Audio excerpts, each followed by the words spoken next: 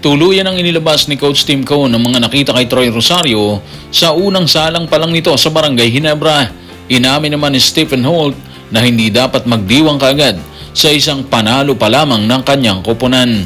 At si Senator Francis N. Tolentino gustong gawing local player sa PBA si Justin Brownlee kasunod ng pagiging naturalized player nito ng Gilas, Pilipinas.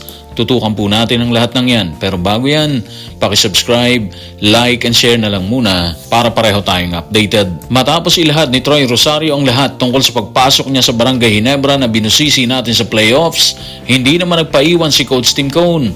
Idinitalya naman niya ang kahalagahan ng pagpasok ni Troy sa Barangay Ginebra.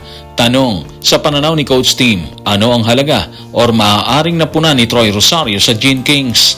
Tutukan natin si Coach Tim sa report ni Ralph Edwin Villanueva ng Philstar. Matigas na bata si Troy, physical din siya. At sa tingin ko, yun yung piraso ng puzzle na wala kami dati patungo sa conference na to.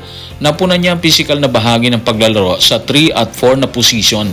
He can guard multiple people at napaka-physical din niya sa board. Maganda yung review kaagad ni Coach Tim dito kay Troy Rosario ha. Okay, doon tayo sa board or sa ability niya kumuha ng bola.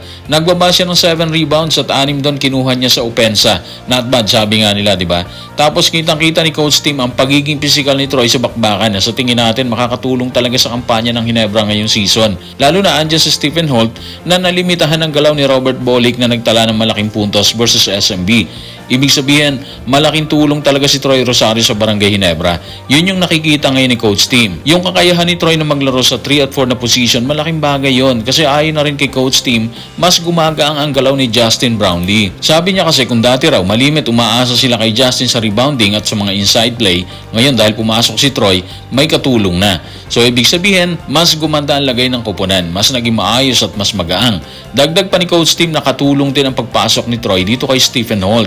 Dahil kung dati nung last conference, kinailangan kuhanin niya ang wing position. Ngayon sabi niya, ayon kay Coach Tim, nakabalik na si Stephen Holt sa guard position na sobrang komportable siya. At ang resulta, ayun, pinormahan ni Holt si Robert Bolick na nagtala lamang ng 18 points, 1 rebound, 7 assists at merong 7 turnovers. Yun yung benefit na sinasabi ni Coach Tim dahil komportable isang player sa kanyang position na ma-maximize niya ang kanyang galaw katulad ni Stephen Holt na kumamadang napakalaking 26 points, 2 rebounds at 2 assists. Habang aminado si Coach Tim Cone na napunan ni Troy Rosario ang kakulangan ng koponan, kaagad namang nagpaalala si Stephen Holt sa lahat na hindi dapat maging excited kaagad sa isang panalo pa lamang. Kung bakit niya sinabi yan, narito ang kanyang dahilan.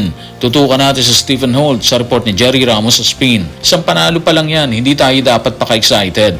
Malinaw naman na maraming mahuhusay na player sa liga, maraming magagaling na kupunan.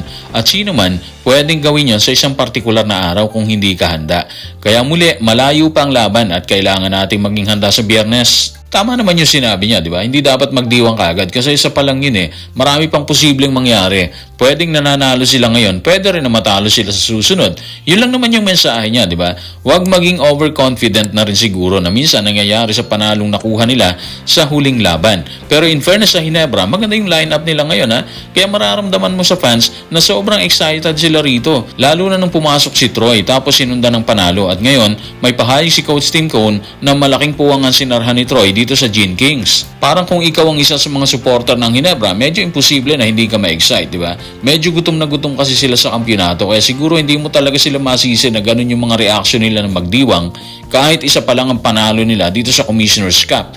Anyway, abangan natin sa Friday kung ano ipapakita ulit ng Gene Kings versus Phoenix po yan, 7:30 p.m. Tapos yan, sunod-sunod na ulit sila. By December 15, Hong Kong naman ang kalaban nila.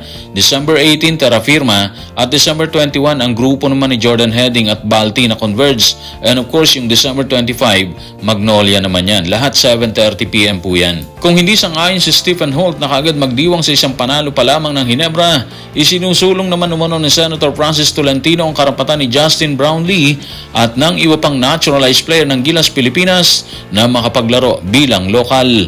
Nangyari umano ito habang tinatakal ng Senador ang Senate Resolution number 701. Narito ang pahayag ng Senador. Tutukan natin si Senator Francis Tolentino sa report ni Raymond Africa ng Malaya. Sa ilalim ng parehong pulisiya, pinapayagan talaga ng PBA ang mga dayuhan na maaaring magpakita na sila ay may lahi na Pilipino na maglaro bilang mga lokal.